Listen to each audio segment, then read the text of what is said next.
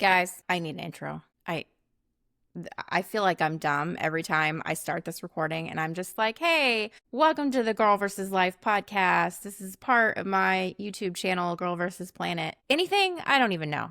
I don't know where to start. But again, here we are. Welcome to the Girl vs. Life podcast. There you go. So, today, let's just jump right into it. Before I get into this, I want to give a quick disclaimer here. So, today what we're going to be talking about is a little bit out of the ordinary, and depending on how well you know me, you may not know that I'm into this at all. And if you didn't know this, then hey, here it is. But today we're going to be talking about tarot cards. Now, I know for some of you that just like I did, you grew up in the church. This is something that is taboo and that you probably never given much thought to because it wasn't something that you got into. But I'm going to talk about them. And I want to first say that if you're like me and you did grow up in the church and it was taboo and you're kind of like, I don't know if I want to hear about this today, stick with me because you might actually find this interesting. And what I do want to say that I don't use them to predict the future. I'm not trying to see what's going to happen or find out the outcome of my life or anything like that. I don't believe that they are telling me what to do in my life. And that's just not really how it works for me, how they work for me. And I also want to say up front that I don't think there's anything evil or demonic or anything like that about them. And I'm going to talk about kind of where they came from, the background behind them, why I'm into them, how I got into them. And I just thought it would be an interesting topic for today, something a little bit out of the ordinary. So if it's something that makes you uncomfortable, I would encourage you to just, again, approach this with curiosity. Again, back to my favorite quote probably from Ted Lasso about being curious and not judgmental. So that's how I encourage you to approach today's podcast. If you don't know anything about them, just stick with me and we're going to talk about it. And maybe you'll learn a thing or two. So that's the spirit of this episode starting off. So how did I get interested in tarot cards? Let me tell you. So I was reading, because you all know that I like to read, I was reading a book one day, and it is part of a series of romance novels because, my favorite are thrillers, but sometimes I do read romance novels. So this is book 4 in a series. The first book in the series is called Well Met, and it's by an author named Jen DeLuca. And book 4 is called Well Traveled. And these books take place, all of them kind of center around Renaissance fairs. And in book 4, the main character is working at a Ren fair. I think it's called Well Traveled because she's traveling to different Ren fairs. And she's working as like a tavern wench or whatever. And she befriends the other people that work at the Ren fair, including the tarot readers. And she's very skeptical at first. She doesn't, kind of doesn't really want to get into like fortune telling, which is what she thinks it is. And so she kind of just becomes friends with them and starts to learn a little bit more about it. And she becomes interested more out of curiosity. And that's kind of what hooked me, is it just sounded interesting in this book. So I thought, hey, I'm going to do a little research on this subject and find out a little bit more about tarot and what tarot cards are. And so that got me to doing some research. So a little bit of background. Let me take a drink here. Tarot cards date back to 15th century Europe. So they've been around for a really long time. Contrary to popular belief, they did not start out as anything for fortune telling. They were a game. They were cards for a game. Everybody plays card games, right? Whether it's playing cards or something like Skip-Bo or something like that. Card games. That's how tarot cards started out as well. And then as people started to use them, they kind of started looking at the images on the cards and started to kind of see patterns or symbolism and just kind of started to reflect on that and to compare it to their life. And so it didn't start out as anything fortune telling, and it just kind of became meaningful because of the way we humans find meaning in symbols, which actually kind of goes back to last week's podcast a little bit about humans finding a meaning in stories, which if you want to go check that out because I think you might find it interesting as well. But so that's how they kind of started. And just in humans finding symbolism in these cards that were a game, and people, started to use them for different things and just to kind of find meaning in their lives. And that gets me into what the cards are. So I'm going to talk about just kind of what the standard tarot deck is There's names for different ones, and this is the one that I'm going to talk about. And it typically has 78 cards, and it's split into two different kinds of cards. There are, I think, so 78, 21 Major Arcana cards, and then there are 56 Minor Arcana cards. Yes, Major Arcana 22. I have it in my notes.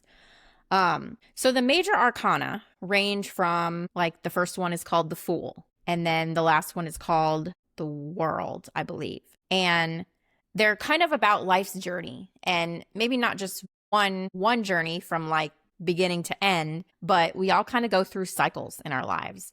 And we start off, like, say, for an example, learning about something. And so the first card is the Fool, and the Fool card is kind of the beginning of a journey. And the Major Arcana, like, is life's journey.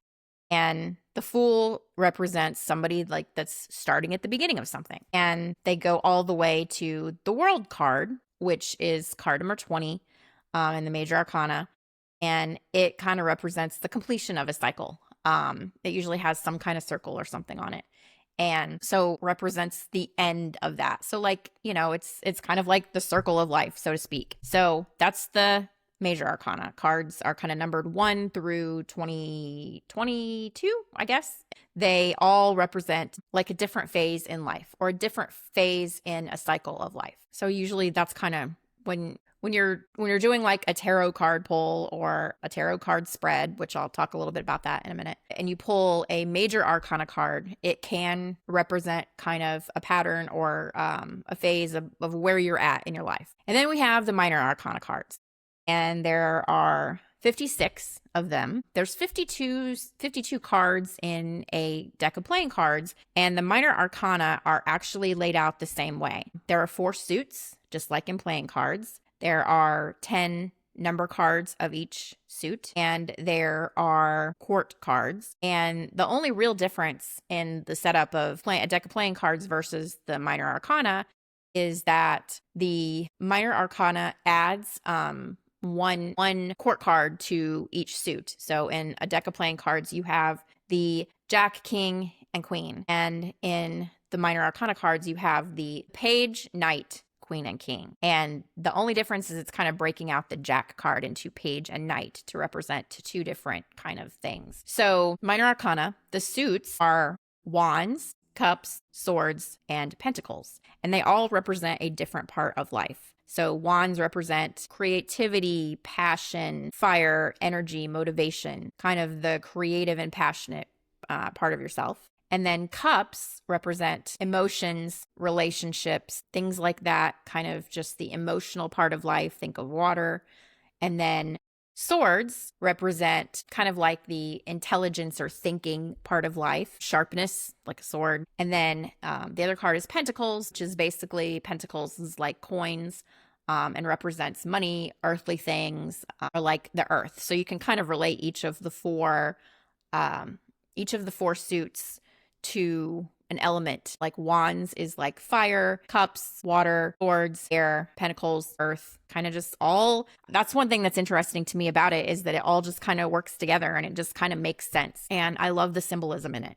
So you've got, of each one of those 4 suits, you've got the numbers 1 through 10, and you've got 4 court cards, the Page, Knight, Queen, and King. So then numbers in the Minor Arcana, they all kind of represent something, stages or patterns, less like major events or phases in your life like the Major Arcana. So some examples are the aces is like number 1. So they kind of can represent the beginning of something new.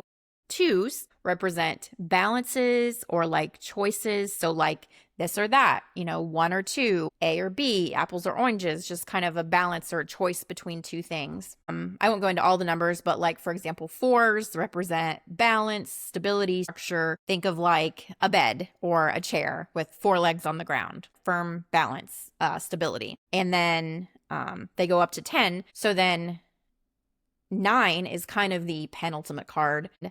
9 is kind of like, I won't say the calm before the storm, but like the struggle before getting to a destination. Like 9s kind of represent nearing completion, reflection, almost at the end. And then card 10 is like completion, culmination, like things reaching the end. And then So each one of those represents something in one of the suits. So you'll have the Ace of Wands or the Nine of Cups. And the symbolism is that the number represents something and the suit represents something. And you put that together, and that's kind of the meaning of that card. And then the court cards kind of represent people or roles. Like, so we've got in each suit pages, a page, a knight, a queen, and a king. And these cards represent kind of people or roles or way that you're a way of being. Like pages, because those are like the lowest court card, are kind of like learning, curiosity, beginners. Knights are kind of momentum, getting into something. You're working at something. And then queens are kind of like the inner mastery or the internal emotional mastery of something. And then because they are the Queen of Cups, Queen of Wands. And then the king is kind of like the leadership, authority, responsibility, that outward mastery of something.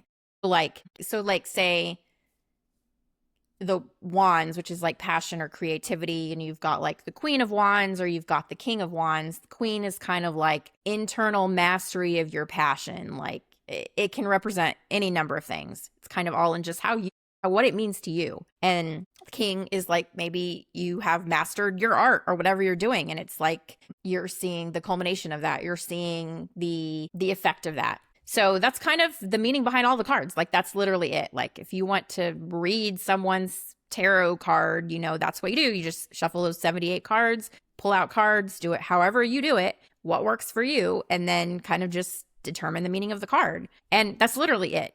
And for me, it's not about like fortune telling. It's just these cards have pictures and symbols and meanings to them. And it's just, to me, instead of trying to tell the future or learn something, it's about seeing things. Like the cards kind of cover every gamut of life, the phases of life, like daily life, your emotions, your belongings, your creativity, all of that. And picking out one little part of life and examining it a little bit more. And that's kind of what they mean to me. So like, I'll give a little bit of examples here in a minute. But another thing that appeals to me behind these is that, so there's a lot of different tarot decks out there.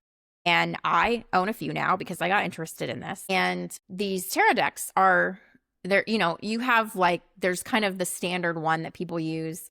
And I cannot even think of the name of it right now. I'm sorry.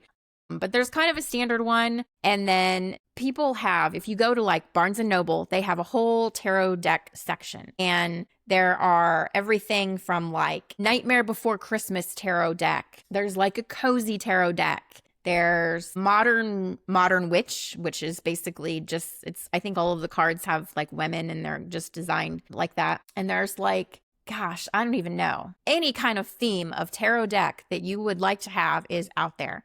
And it's cool because it's people taking the symbolism behind the cards and translating them into that theme. And the artwork is like phenomenal. Like you can find some really cool decks out there, and it's just kind of a neat thing to get into, even just for the art aspect of it. I mean, some decks feel different, like using them. And all I can say is that if you start getting into this and if you start pulling cards for any reason, you will find like a favorite deck and decks that you like. And it's kind of fun. It's interesting to me. So, of course, I do have a favorite deck. If you're just listening to this, you're not going to see this. So hopefully you'll go back to the video and look at it, at least to check this out. But this is my favorite deck right here. This Might Hurt tarot deck. And I talked earlier about the Modern Witch tarot deck. Is a pretty popular one, standard one. If you go to Barnes & Noble or somewhere that sells tarot decks, then you can probably easily find it on Amazon or whatever. And it is a good one too. It's like the standard one, but it's more modern. And I like that. The only thing I don't really like about it is I wish that it showed more men and women. It was more inclusive. I love the artwork on this deck. And I love the artwork on the deck. And I also love that it is also modern, like the Modern Witch, but it is more inclusive. And these cards are just so pretty. Like they have different colors and things on them. This is so pretty to me. And all of these decks that you see in places have a different style to them. So it's really just like about what you like and what speaks to you. So I want to talk about that. Now, how do I personally use them? Now, I am not going around giving readings to most people. I struggle sometimes to even remember what all of the cards mean, and I have to look it up. There is a handy dandy little guidebook that kind of explains why. There's the guidebook if you're watching this on video, but explains the meaning of all the cards. And I refer to this just because I kind of want my own interpretation of it, but I also kind of want to know what the card means. And 78 cards is a lot of specific things to remember. So trust me, I go back to the guidebook. I do not have the meaning of all the cards memorized. So what I do is when I'm using them, and I don't use them all the time, I kind of go in and out of moods, but I don't set out a whole spread. Some people use spreads, and that's beneficial. What a spread is pulling several different cards, and they can intertwine, tell a story together, the symbolism in those cards, or they can, say you put out 3 cards and the first one is about the past and the second one is about the present and the third one is about the future. That's a spread. I've done that before, but typically what I do is I just pull 1 card every day. I use it as a part of like my journaling or meditation, just something to write about or think about. And I'm kind of like, well, how does that card relate to my life right now? And so that's how I typically use it.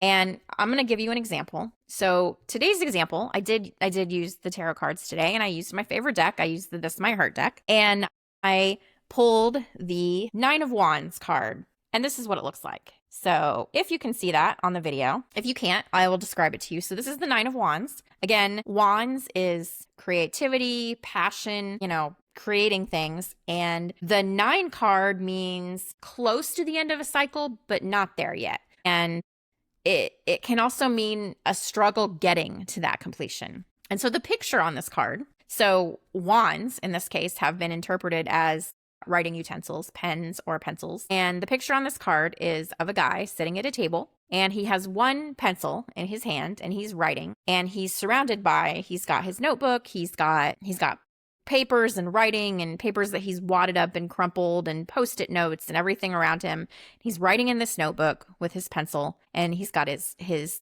head in his hand like he's frustrated. And it shows above him, he's using 1 pencil. That's 1 wand. And then the other 8 wands, since this is the 9 of Wands card, you can kind of see those in the background. And they're like pens and pencils that are like all chewed up, like people chewing on their pen cap or whatever. So that's the 9 of Wands, and that's what this looks like. And to me, what I find interesting about this, and what I think that this could possibly mean for me, and what it makes me think about, is this guy on this card looks like me right now.